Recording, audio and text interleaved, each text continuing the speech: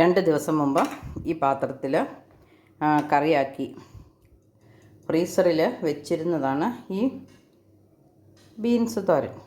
ഇതിനെന്താണെന്നോ നല്ല കട്ടിയായിട്ടിരുന്നതിന് ഞാൻ ഈ പാത്രത്തിലാക്കി ഒന്ന് ഓവനകത്ത് വെച്ച് ഡീഫ്രോസ്റ്റ് ചെയ്തെടുത്തിട്ടുണ്ട്. ഇനി നമുക്കിതിനെ ഒന്ന് ചൂടാക്കി ഫ്രഷാക്കി എടുക്കാം. വേണ്ടി ഞാനൊരു പാത്രം എടുത്ത് അടുപ്പത്ത് വെച്ചിട്ടുണ്ട്. ഒരല്പം എണ്ണ ഒഴിച്ച് കൊടുക്കാം.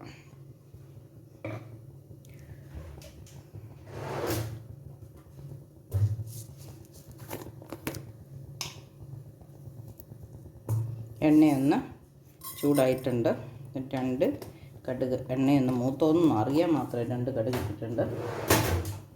ഇനി നമുക്ക് സവോള അരിഞ്ഞതുണ്ട്,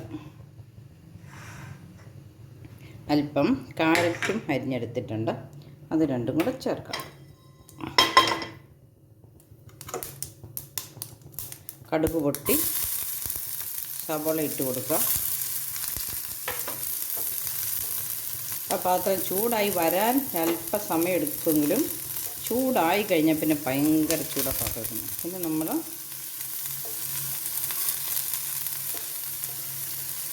ലോ ഫ്ലെയിമിൽ കുക്ക് ചെയ്യാവുള്ളൂ.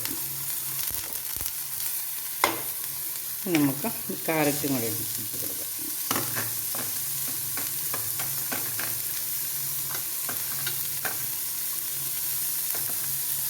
ഇതൊന്ന് ഒരല്പം ഉപ്പിട്ട് വഴറ്റിയെടുക്കാം. ഇതൊന്ന് വഴന്ന് വന്നിട്ടുണ്ട്. ഇപ്പോൾ തന്നെ കൂട്ടാനുള്ളതല്ലേ, അപ്പോൾ നമുക്ക് ഒത്തിരി ഒന്നും റോസ്റ്റാക്കി ഒന്നും എടുക്കേണ്ട കാര്യമില്ലല്ലോ. ജസ്റ്റ് ഒന്ന് വഴന്ന് വന്നിട്ടുണ്ട്. കാരറ്റ് നമ്മൾ പച്ചയ്ക്ക് തിന്നുന്നതാണ്, സവോള അതുപോലെ തന്നെ. ഇനി നമുക്ക് നമ്മുടെ തോരൻ കറി ഡീഫ്രോസ്റ്റ് ചെയ്ത് വെച്ചിരിക്കുന്നത് അതിലേക്ക് ചേർത്ത് കൊടുക്കാം.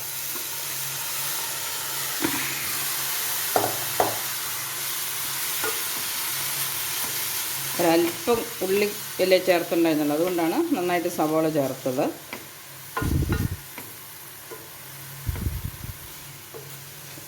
പിന്നെ 3 പാത്രത്തിൽ വെച്ചത് 3 തരത്തിൽ നമുക്ക് ഉണ്ടാക്കി കഴിക്കാമല്ലോ. ഇന്നലെ വെറുതെ ചൂടാക്കി,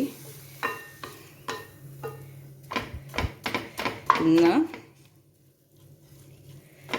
കാരറ്റ് ചേർത്ത് ചൂടാക്കി.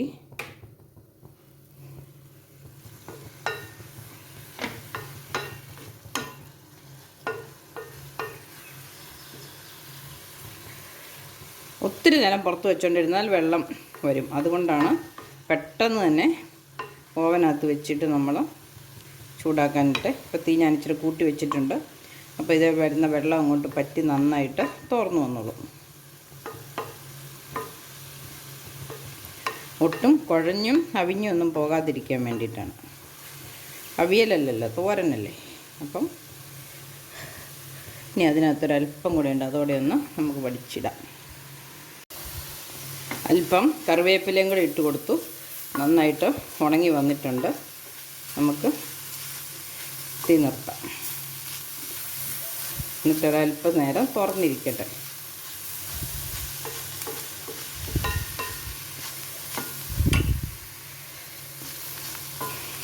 ഇത് ഈ കറിക്ക് ഒരു ടേസ്റ്റ് വ്യത്യാസവും ഇല്ല, നല്ല ഫ്രഷായിട്ടുള്ള ടേസ്റ്റ് തന്നെയാണ്. അതുകൊണ്ടാണ് അപ്പം തന്നെ കിട്ടുന്ന ദിവസം തന്നെ.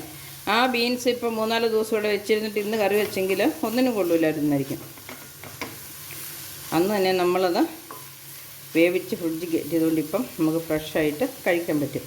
അപ്പോൾ നിങ്ങൾക്ക് കൂടുതൽ പച്ചക്കറി, ഇപ്പോൾ ബീൻസ് തന്നെ വേണമെന്നില്ല, പാവയ്ക്കോ കപ്പളങ്ങ എന്താണേലും ഇതുപോലെ നന്നായിട്ട് കുഴഞ്ഞു പോകാൻ മാത്രം വേവരുത്. ഒന്നും കൂടെ ചൂടാക്കിയാലും വെന്ത് പോകില്ലാത്ത ആ പാകത്തിനെ വേവിക്കാവുള്ളൂ. ഒരു 3/4 വേവിന് വേവിച്ചിട്ട്